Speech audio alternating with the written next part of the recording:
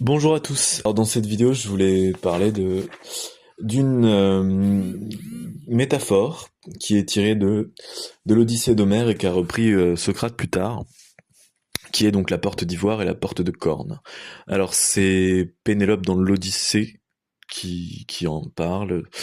Elle parle à un mendiant qui n'est autre qu'Ulysse, son mari déguisé, lui expliquant qu'elle a vu en songe qu'Ulysse reviendrait. Et donc, elle se demande si cette vision est véridique ou pas.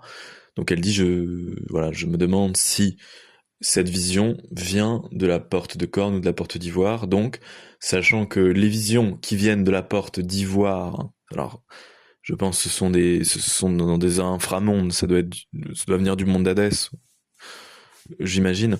En tout cas, que ces visions venant les visions venant de la porte d'ivoire seraient fausses, illusoires, et que celles venant de la porte de corne seraient véridiques. Voilà, c'est ça.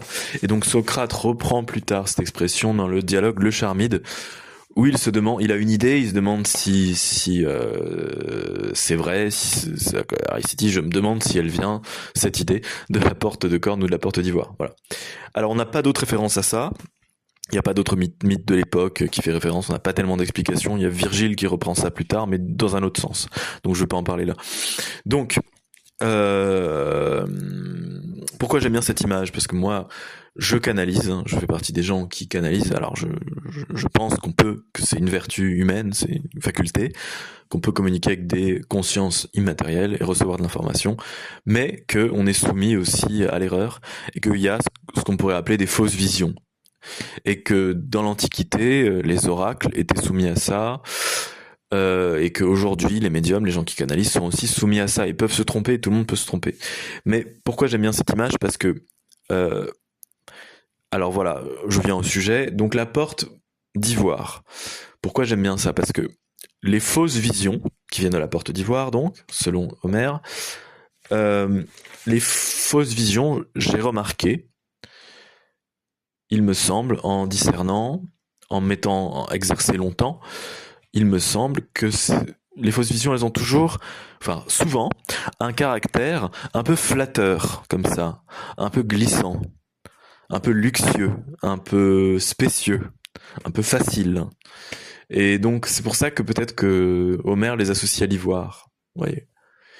Vous savez, on entend, dans une grande part de la spiritualité aujourd'hui, il y a beaucoup de phrases comme de mots-clés, du genre ah, faut que tu changes tes croyances, ou bien sois positif et tout viendra. Tu vois, des trucs, voilà, ce côté très mièvre, qui veut pas dire grand-chose, où on allonge les finales comme ça, comme pour voilà, comme s'il y avait un matelas, vous voyez. Ouais, c'est très confortable. Et ça, c'est les fausses visions. Elles ont toujours un caractère confortable, enveloppant, mais c'est contrairement à la corne, l'ivoire ne laisse pas passer la lumière. La corne, oui, la corne polie laisse passer la lumière, donc laisse passer la réalité. Voyez, laisse voir la réalité, tandis que la porte d'ivoire, non, c'est opaque.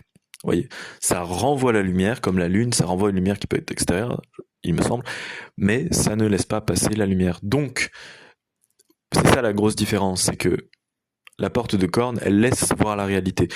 Et il me semble que les vraies visions, c'est à ça que moi je reconnais quand quelqu'un canalise, si c'est vraiment,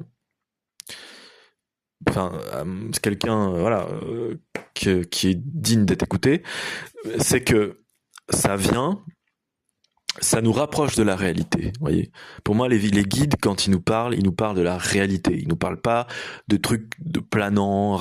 Enfin, parfois ils nous rassurent quand c'est légitime, quand on se prend la tête pour rien. Mais voilà, ils nous rapprochent de la réalité. Ils ne nous masquent pas la réalité, même quand elle est effrayante. Ça, c'est les vrais guides pour moi. Voyez. Et donc, c'est ça la porte de corne. C'est une porte translucide, un peu comme des verres teintés. teintée par notre imaginaire, parce que les visions qu'on peut avoir, les intuitions sont teintées par. Il y a des gens, par exemple, ils voient des animaux. En fait, c'est des symboles, hein, mais ça symbolise des, je sais pas, des émotions, des relations, des principes, etc. C'est leur façon de voir. Moi, j'ai des images métaphoriques, beaucoup d'images métaphoriques. Donc, c'est pas exactement la réalité telle qu'on la voit matériellement, mais c'est la réalité à travers un imaginaire. Mais tout de même, c'est quand même une certaine forme de réalité. Voilà, c'est ça que je voulais dire. Et aussi, la corne, donc c'est moins précieux que l'ivoire, et c'est que les visions que j'appelle véridiques, à mon sens, ont souvent aussi un caractère rugueux, un peu écru, un peu premier comme ça. Euh, Parce que justement, comme je le répète, ça nous rapproche de la réalité. Le but, c'est que ça nous aide à vivre, à incarner, incarner notre corps, incarner la réalité qui nous entoure, etc. Et voilà. Et on doit. Et pour moi, quand on a une vraie, bon, il y a aussi une vraie vision, une vision, une intuition véridique.